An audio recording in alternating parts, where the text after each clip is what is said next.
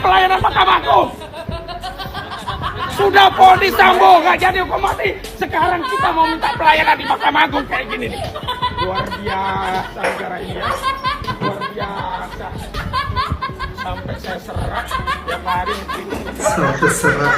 Teman-teman mana? Teman-temannya didata dulu. Luar biasa. Tidak boleh. Luar biasa. Siapa yang bilang? Pertama kami nggak ngomong data-data. Istirahat. Kami semuanya Semuanya semuanya. sini. Data dulu. Jangan. Apa yang ngatur? Loh ini kan pelayanan bagi rakyat, kami mau ke kantin seperti data. Saya bantu data dulu. Kenapa Anda teriak-teriak? Loh, tadi Bapak datang. Kenapa Anda teriak-teriak? Tadi ujung mulut, ujungnya. Kurang ajar kamu ya.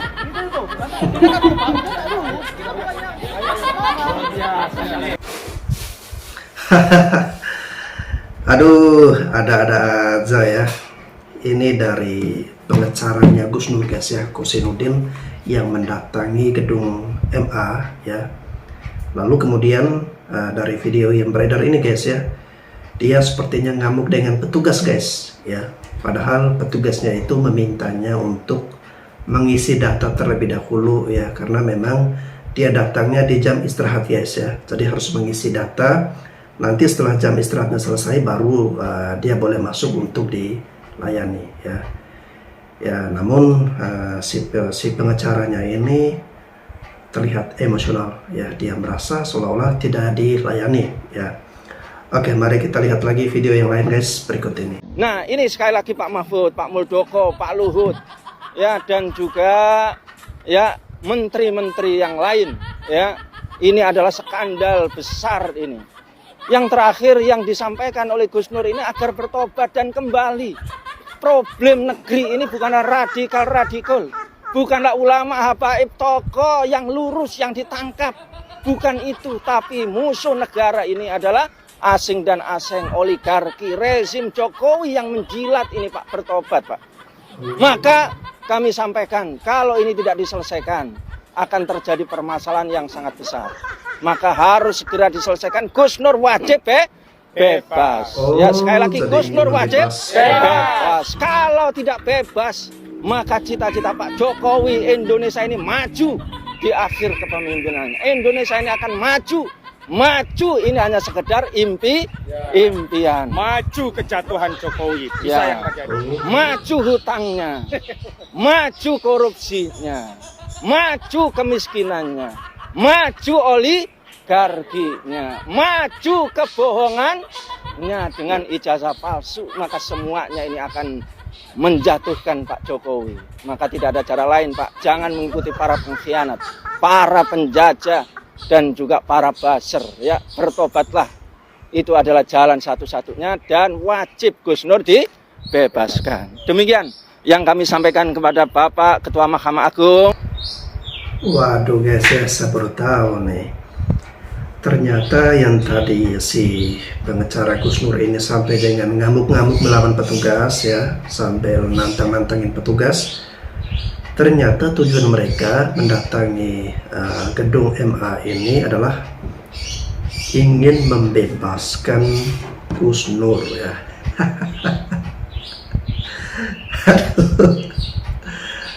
Ya, pakai prosedur lah ya, datangi dengan cara yang baik-baik ya. Oh, malah ingin membebaskan Gus Nur tetapi dengan ngamuk-ngamuk ya. Oke, kita lihat lagi video yang lain. Yang kedua, bukti juga yang lain. Subhanallah, pada kasus Sambo, Pak Mahfud berkuar-kuar, Pak Muldoko berkuar-kuar, tokoh-tokoh ya, buzzer-buzzer berkuar-kuar. Pada kasus Rocky Gerung, ya, skandal, ya, bajingan tolol, semuanya berkuar-kuar, ya. Tapi dalam kasusnya Gus Nur, dugaan ijazah palsu, Pak Mahfud MD diam saja, Pak Muldoko diam saja, alias tidak berani berkomentar karena akan dituntut untuk menghadirkan ijazah aslinya. Apalagi DPR, ya, Puan Maharani, ya, diam saja, membisu. Semuanya ini menunjukkan bahwa apa yang dilakukan oleh Gus Nur untuk menyelesaikan masalah, menjernihkan masalah, ya, bahwa dugaan kuat ijazah palsu, ya, ini adalah benar adanya, dan kalau ini benar adanya adalah minta maaf Pak Jokowi, selesai, jangan mengikuti bertobat, jangan mengikuti penjilat, jangan mengikuti baser, jangan mengikuti oligarki. Kasus ijazah palsu dari Pak Jokowi ini guys ya, masih juga terus dipersoalkan, dipermasalahkan ya. Udah telat bos, Pak Jokowi sebentar lagi udah selesai kok baru sekarang munculnya ya. Seharusnya dari periode pertama ya, dari tahun 2014 atau dari saat beliau menjabat sebagai gubernur DKI ya. Dari situ ya yang kalian protes. Ini kan orang sudah jadi presiden, sudah di akhir-akhir, baru kalian keluar-keluar lagi soal ijazah palsu ya. Cobalah buat sesuatu yang bermanfaat, berkontribusi bagi kemajuan bangsa dan negara ya, bukan mempermasalahkan sesuatu yang tidak ada faedahnya ya, yang tidak membuat bangsa dan negara kita ini maju, justru hanya membuat kegaduhan. Nah, saya mempertanyakan kembali gitu kepada Bapak Presiden, di mana kejujuran Anda? Inilah Kalau benar Anda punya ijazah, buktikan secara gentleman, buktikan secara kesatria gitu, ya. Jangan main sembunyi-sembunyi gitu. Kenapa? Satu kejahatan, kebohongan, ya, itu akan terbukti dan dampaknya sangat menyakitkan Bapak Jokowi. Mungkin hari ini Anda masih berkuasa, masih bisa menyimpan rahasia itu gitu. Tapi kelak, ya, Allah akan membukakan rahasia yang selama ini Bapak sembunyikan.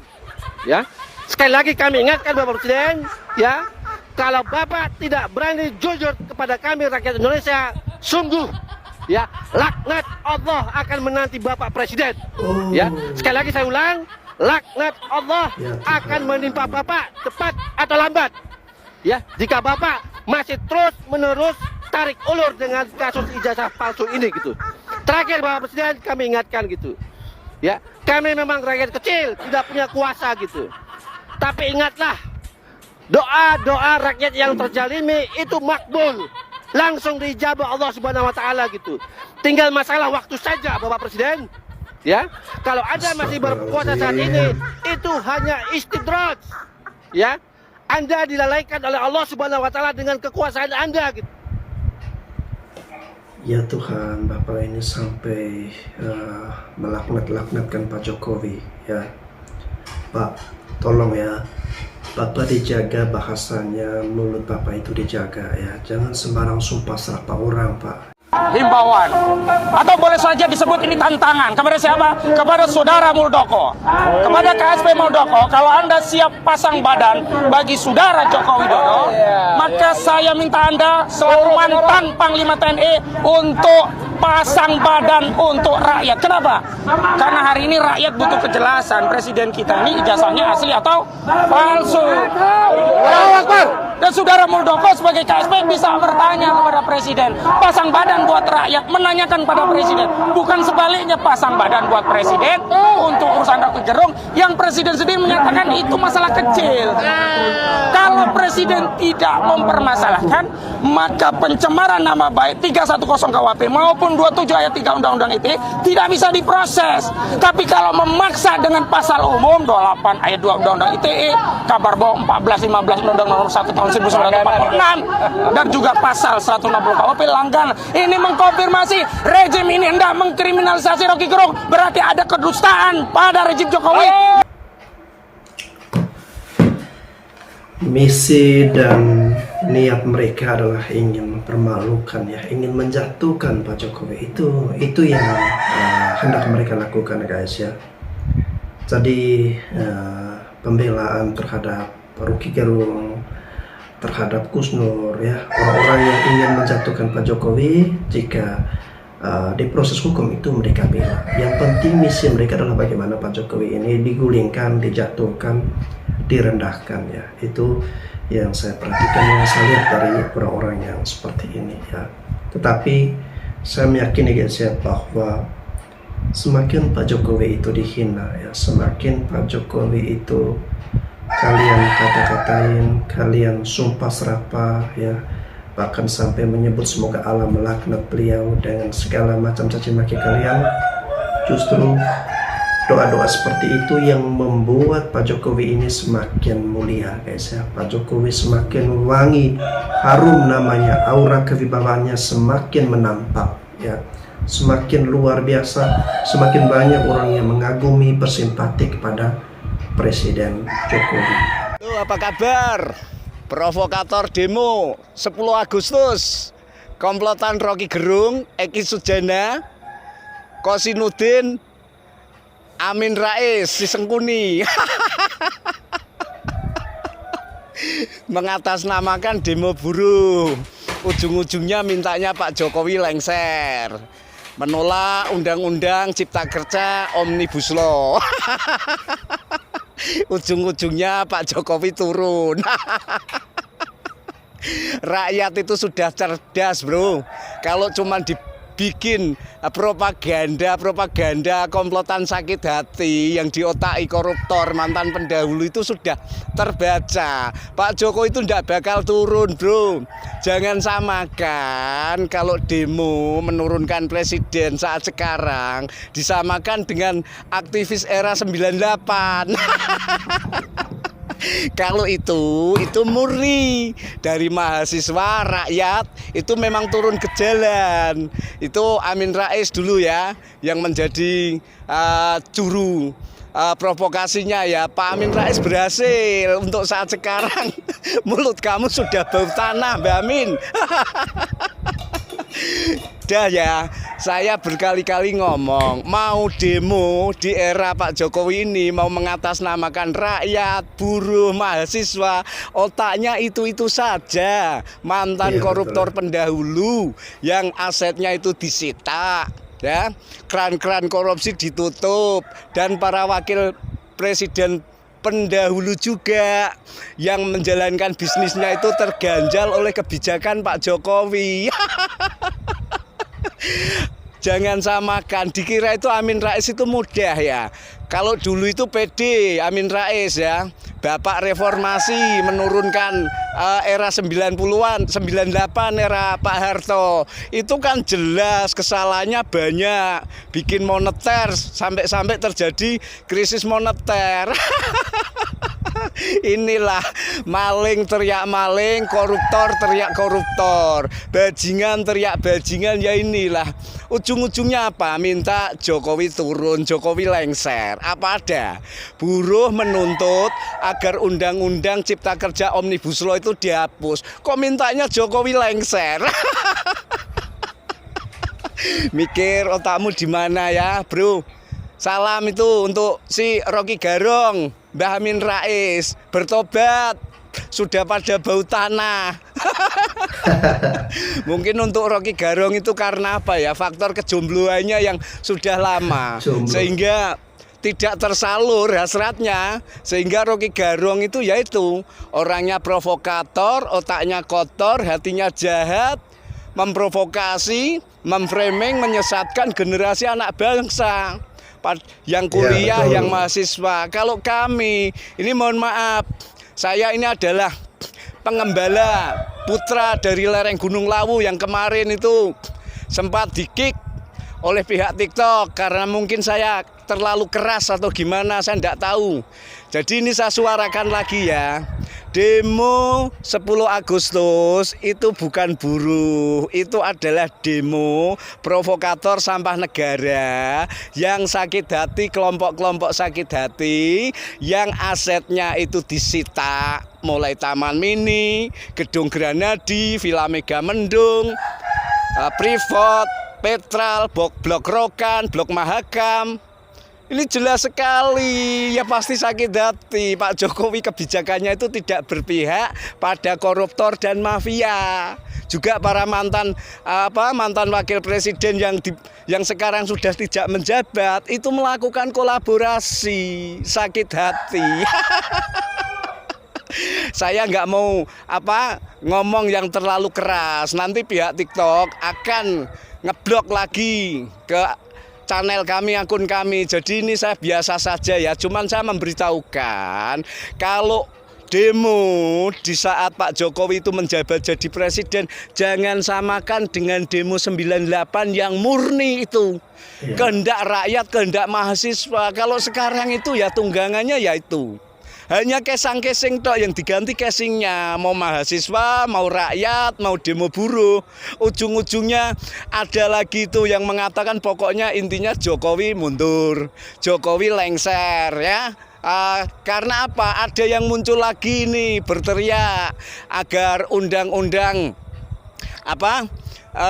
dari presidensial threshold itu dihapus, yang 20% itu biar dihapus. Ini untuk persyaratan, tujuannya apa? Untuk Pilpres 2024. Ini luar biasa ya. Ini kan kelompok-kelompok ini ya, terutama dari Pak Anies, Pak Prabowo itu kalau dari partainya itu tidak melakukan yang namanya koalisi, jelas tidak bisa mencapai persyaratan 20%. Yang bisa cuman PDI murni. Mau mencalonkan capres, cawapres itu murni bisa. Ya makanya keinginannya agar undang-undang presidensial threshold itu dihapus. Nanti saya mau nyalon ini pengembala kambing kalau undang-undang itu dirubah. Undang-undang itu kan sudah dibuat tahun 2003 sebelum Pak Jokowi menjabat. Jadi jelas ya, jangan samakan demo-demo kemarin itu kamu anggap enteng seperti tahun 98. Kalau 98 itu murni pergerakan mahasiswa benar-benar menegakkan kebenaran karena koruptor dan koruptor dan terjadi krisis moneter. Itu ya harus di demo diturunkan. Lah ini kan mau bangkit. Ini loh orang bodoh, pengembala kambing yang hidupnya di lereng Gunung Lawu ya, Kabupaten Karanganyar, selalu akan berteriak lantang kalau kalian-kalian semua itu adalah dibodohi oleh komplotan-komplotan pemberontak, manusia sakit hati, Rocky Gerung, Eki Sujana, Amin Rais, Kosinudin. Mereka itu sampah negara. Sampah negara. Jelas sekali ya, Pak Jokowi prestasinya sangat jelas, kebijakannya sangat jelas. Menolak harga BBM naik 1.000 geger, demo sampai 3 bulan. Kami di Gunung Lawu ndak pernah, bro. Kamu itu kalau merasa naik 1.000 itu kok geger, itu di sini tentram-tentram aman-aman saja. Kok yang demo di Jakarta alasannya membela rakyat miskin. Bukan rakyat miskin, tapi jiwamu itu yang miskin, tidak pernah bersyukur. Ada lagi yang mengatakan memperbandingkan era Soeharto lebih enak, ya lebih lebih bijaksana, lebih sejahtera. Inilah orang-orang yang disesatkan. Kalian itu lahir tahun berapa? Kok bisa mengatakan enak di zaman Soeharto? Zaman Soeharto mengatakan bensin murah, beras murah, listrik murah. Oke, bensin murah tapi tidak kuat beli motor, tidak ada motor. Listrik murah, tidak ada listrik. Beras murah tapi nggak kuat beli beras, makanya jagung. Jadi gimana ini? Malah kalian itu justru berpikir zaman Pak Harto itu sepeda ontel saja itu ditarik pajak. TV hitam putih itu ditarik pajak. SDSB nomor itu diresmikan. Ini apa ini? Mikir sekarang mau berapapun, sekarang kalau mengatakan rakyat miskin itu ndak ada sebenarnya. Satu rumah motornya sampai 5, 7 sampai 8 itu satu rumah itu ya. Kalau dulu itu bensin murah 700 sampai 1000, tapi ndak ada yang kuat beli motor, bro. Mikir, katanya enak zaman Soeharto, kebebasan saat sekarang dibungkam dulu. Lah kalau kalian itu di zaman era Pak Harto ya sudah tidak tahu kuburannya itu di mana. Kalian mengatakan Jokowi PKI, Jokowi ijazah palsu, Jokowi bajingan tolol. Kamu dibiarkan. Ingat itu zaman Siapa itu yang menghina itu, ada ya aktivis yang hilang itu ya. Zaman Den Bagus Ngarso ketika mengatakan uang 500 itu gambarnya cenguk, kalau uang 50.000 itu mbahne cenguk, itu sudah langsung ditangkap, bro. Mengatakan enak zaman Soeharto. Saya itu sampai nggak pakai sepatu, bro. Jalan-jalan itu masih berlumpur. Dulu saya itu berani, ada teman saya nyobek gambar Golkar, itu langsung tangkap polisi, bro. Ini ndak ada kebebasan. Jadi jelas ya, kalau mengatakan. Oke guys ya, durasi 10 menit nih ya dari pengembala lereng Gunung Lawu ya. Kita nggak tahu orangnya seperti apa, profilnya seperti apa. Karena memang Bapak ini ketika membuat video guys ya, dia tidak menampilkan wajahnya ya. Oke, jadi kesimpulan yang bisa saya dapatkan bahwa jangan samakan demo yang kemarin 10 Agustus dengan yang demo tahun 98 ya. Kalau tahun 98 itu benar-benar murni ya, dari seluruh lapisan elemen masyarakat, mahasiswa semuanya bergerak ya. Tetapi kalau demo 10 Agustus kemarin itu syarat penuh dengan berbagai kepentingan agenda ya. Ya maksudnya menggerakkan massa untuk undang-undang Omnibus Law ya, atau undang-undang Cipta Kerja. Tetapi di balik itu ya, ada misi terselubung, keinginan yang begitu kuat ya, motivasi yang kuat, ingin menggulingkan atau melengsarkan Presiden Jokowi ya. Akan tetapi saya bersyukur guys ya, Pak Jokowi sampai dengan saat ini masih kuat, masih stabil, masih menjadi Presiden Republik Indonesia. HTI nggak punya senjata kok takut. Loh, ini bukan masalah punya senjata atau enggak. Karena dia nggak punya senjata, makanya dia tahu siapa yang harus disasar. Dia sedikit demi sedikit merangsek kemananya, dia tahu untuk mendapatkan itu. Dan negara-negara yang terlibat civil war, perang saudara, perang antar anak bangsa, itu awalnya juga nggak punya senjata. Tapi kita harus tahu, harus ingat bahwa ada sekelompok negara yang dipimpin oleh Amerika, sekutu itu mengeruk keuntungan dan seneng banget kalau ada negara yang di dalamnya itu berkonflik. Itu yang mereka manfaatkan. Nyaris tidak ada negara yang terlibat civil war, perang saudara, Yaman, Suriah, Libya dan lain sebagainya, yang tidak melibatkan kelompok orang-orang itu, negara-negara itu. Di Yaman, Houthi dengan lawannya itu yang ngebomi dari atas pesawatnya sekutu loh. Jadi kalau melihat fenomena adanya perpecahan di dalam negara Indonesia, nanti akan ada agen-agen khusus dari mereka untuk mendekati salah satu dari kelompok itu, tinggal diiming-imingi gini, saya suplai senjatanya, saya janjikan kamu nanti bisa berkuasa kalau pemerintah yang sah itu tumbang. Hanya dengan begitu aja udah jadi perang saudara di sini. Makanya ini bukan masalah sepele. Gerakannya itu sudah tertata, sudah tahu arahnya kemana. Jadi bukan masalah ada senjata atau nggak ada senjata. Senjata bisa didapat dengan mudah. Ya, jangan naif mikirnya. Oke guys ya, saya juga sepakat ya apa dikatakan oleh ibu ini. Melihat kondisi bangsa kita pada saat ini, ada kelompok gerombolan orang-orang yang selalu menciptakan kegaduhan ya, menghasut, memprovokasi masyarakat Indonesia untuk bergaduh, untuk saling membenci, yang memusuhi pemerintah. Nah ini yang kita perlu waspadai ya. Jangan sampai kita terlibat dalam konflik antara kita sendiri sesama anak bangsa, lalu kemudian dimanfaatkan oleh pihak asing ya. Karena kita bisa belajar dari negara-negara sebelumnya, terutama negara-negara yang ada di Timur Tengah ya. Itu berawal dari konflik perang saudara, lalu kemudian asing bermain di situ, sehingga bukan untuk menyelesaikan atau mendamaikan, tetapi justru itu menciptakan konflik yang berkepanjangan ya. Nah jangan sampai negeri kita yang aman, damai, penuh dengan ketentraman ini ya, jangan sampai disusupi oleh asing yang ingin memporak-porandakan menghancurkan negeri kita ya.